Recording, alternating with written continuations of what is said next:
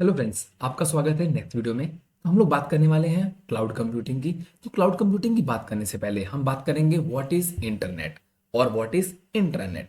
तो इंटरनेट एक global network है जो आपस में कनेक्टेड कंप्यूटर्स और सर्वर्स का ग्रुप होता है, जो स्टैंडर्डाइज प्रोटोकॉल्स यूज करता है जैसे कि टीसीपी आईपी, जिससे वो यूज करके एक दूसरे से कम्युनिकेट करते हैं। ये यूजर्स को दुनिया भर में कहीं से भी इंफॉर्मेशन, रिसोर्सेज और सर्विसेज जैसे कि वेबसाइट्स, ईमेल और एप्लीकेशन एक्सेस और शेयर करने की फैसिलिटी देता है। इंटरनेट लाखों डिवाइसेस को कनेक्ट करता है, जिससे रियल टाइम में डेटा एक्सचेंज और कम्युनिकेशन पॉसिबल हो पाता है। अगर मैं आपको बताऊं कि क्लाउड कंप्यूटिंग की कॉन्टेक्स्ट में इंटरनेट वो मीडियम है जिसके थ्रू क्लाउड सर्विसेज प्रोवाइड की जाती हैं।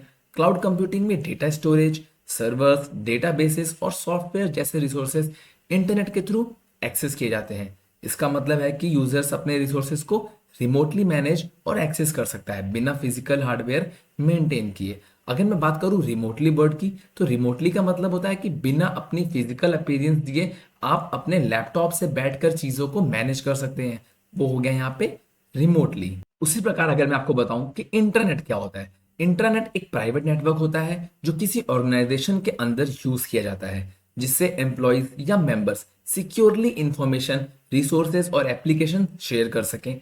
इंटरनेट के अपोजिट जो पब्लिक होता है, इंट्रानेट सिर्फ इंटरनल लोगों के लिए एक्सेसिबल होता है और बाहर के यूजर्स को एक्सेस नहीं मिलता। अगर मैं क्लाउड कंप्यूटिंग के कॉन्टेक्स्ट में बात करूं, तो इंट्रानेट एक प्राइवेट नेटवर्क होता है जो किसी ऑर्गेनाइजेशन के इंटरनल क्लाउड रिसोर्सेज को एक्सेस करने के लिए यूज किया जाता है। इसमें ऑर्गेनाइजेशंस के इंटरनल डेटा और एप्लीकेशंस को सिक्योरली एक्सेस किया जा सकता है बिना पब्लिक इंटरनेट का यूज किए। क्लाउड इंफ्रास्ट्रक्चर्स को इंटरनल नेटवर्क के थ्रू मैनेज और कंट्रोल करने के लिए इंटरनेट का इस्तेमाल होता है। तो बेसिकली जो इंटरनेट होता है वो हमारा काम करता है यूडीपी, टीसीपी, आईपी प्रोटोकॉल्स पे, और जो हमारा इंटरनेट होता है वो एक प्राइवेट नेटवर्क होता है जो कि हम वर्ल्ड वाइड वेब के थ्रू यूज कर सकते हैं। अब हम बात करेंगे वर्चुअलाइजेशन की। वर्चुअलाइजेशन एक टेक्नोलॉजी है जिसमें एक फिजिकल मशीन जैसे सर्वर या कंप्यूटर को मल्टीपल वर्चुअल मशीन्स में डिवाइड किया जा सकता है। हर वर्चुअल मशीन अपने रिसोर्सेज यानी सीपीयू, मेमोरी और स्टोरेज को अलग तरीके से यूज करती है, जैसे कि वो एक इंडिपेंडेंट मशीन हो।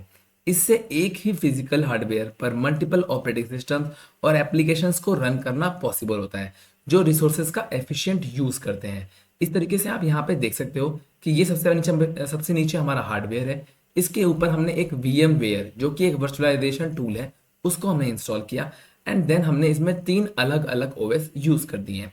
मतलब अगर मैं क्लाउड कंप्यूटिंग के कॉन्टेक्स्ट में समझाऊं, तो वर्चुअलाइजेशन एक टेक्निक है जिससे एक फिजिकल सर्वर को मल्टीपल वर्चुअल मशीन्स में डिवाइड किया जा सकता है। हर वर्चुअल मशीन इंडिपेंडेंट तरह से काम करती है अपने ऑपरेटिंग सिस्टम और एप्लीकेशंस के साथ। क्लाउड प्रोवाइडर्स वर्चुअलाइजेशन का यूज करके एक ही फिजिकल इंफ्रास्ट्रक्चर पर मल्टीपल क्लाइंट्स को अलग अलग वर्चुअल एनवायरनमेंट्स प्रोवाइड करते हैं, जिससे कॉस्ट एफिशिएंसी और रिसोर्स ऑप्टिमाइजेशन हो जाता है पॉसिबल। आप देख सकते हो यहाँ पे हमने हमने यहाँ पे एक वीएम वेयर इंस्टॉल किया और उसके ऊपर हमने 3 अलग अलग ओएस इंस्टॉल किए हैं और इसके ऊपर 3 अलग अलग एप्लीकेशंस हैं, जिसकी मदद से हम 3 अलग अलग सिस्टम्स को मैनेज कर सकते हैं। इसमें मैं आपको बताता हूँ कि व्हाट इज क्लाउड कंप्यूटिंग। तो क्लाउड कंप्यूटिंग एक टेक्नोलॉजी है जिसमें डेटा और एप्लीकेशंस को इंटरनेट के थ्रू रिमोट सर्वर पर स्टोर और एक्सेस किया जाता है, ना कि लोकल कंप्यूटर्स पर। इसमें यूजर्स को ऑन डिमांड रिसोर्सेज जैसे स्टोरेज, प्रोसेसिंग पावर और सॉफ्टवेयर मिलते हैं जो कि इजीली स्केलेबल होते हैं। क्लाउड कंप्यूटिंग के ऑर्गेनाइजेशंस को इंफ्रास्ट्रक्चर को मैनेज करने की जरूरत नहीं पड़ती है, क्योंकि वो क्लाउड सर्विस प्रोवाइडर पर डिपेंड करते हैं। इससे कॉस्ट सेविंग और फ्लेक्सिबिलिटी मिलती है।